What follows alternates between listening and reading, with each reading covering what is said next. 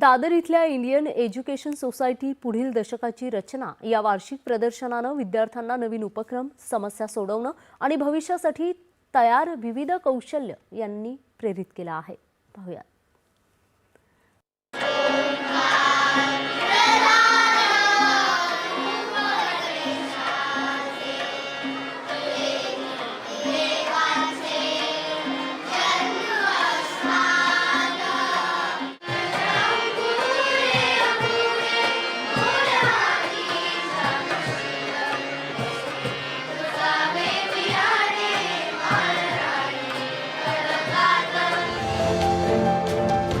Indian education society Orion शाळा दादर यांचं वार्षिक प्रदर्शन पुढील दशकाची रचना मोठ्या उत्साहात आयोजित करण्यात आलं. वरिष्ठ सॉफ्टवेअर सल्लागार सुधीर निकम यांच्या हस्ते या कार्यक्रमाचं उद्घाटन झालं. विद्यार्थ्यांना पुढील दशकासाठी सर्जनशील, शाश्वत आणि व्यावहारिक उपाय तयार करण्यासाठी प्रेरित करणं हा या प्रदर्शनाचा उद्देश होता.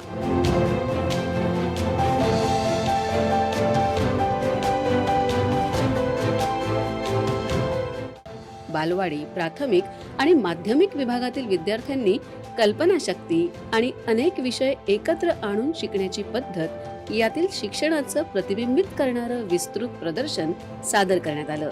मुख्य म्हणजे विद्यार्थ्यांनी विचारांची स्पष्टता, सर्जनशीलता आणि संघकार्य दाखवत आत्मविश्वासानं त्यांच्या संकल्पना स्पष्ट केल्या. या एक्झिबिशनचा मूळ उद्देश असा होता की 2035 मध्ये जगभर अख्खं जग कसं असेल हे दाखवण्याचा.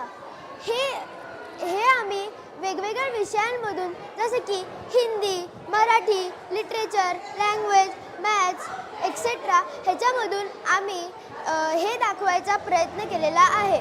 कल्पनांपासून नवीन उपक्रमांपर्यंत पुढील दशकासाठी डिझायनिंग सोल्युशन्स हा प्रकल्प आकर्षणाचा विषय ठरला. यावेळी विद्यार्थ्यांनी आरोग्य सेवा, वाहतूक, शिक्षण आणि पर्यावरणीय शाश्वततेतील वास्तविक जगातील आव्हानांना तोंड देणाऱ्या नाविन्यपूर्ण कल्पना सादर केल्या. या प्रकल्पांनी विद्यार्थ्यांची भविष्याचा विचार करण्याची आणि पुढील चांगल्या काळासाठी उपाय तयार करण्याची क्षमता प्रतिबिंबित केली.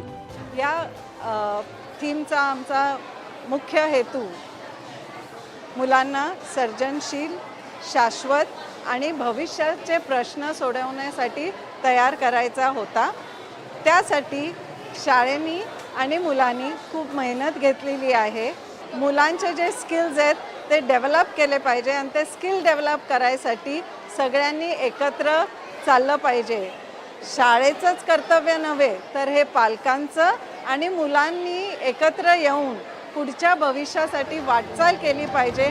या प्रदर्शनाद्वारे शाळेनं विद्यार्थ्यांना विचारवंत, नाविन्यपूर्ण, प्रगतिशील आणि विकसित भारतासाठी जबाबदार नागरिक म्हणून सक्षम करण्याच्या दृष्टीनं प्रेरित केलं आहे, यात शंका नाही.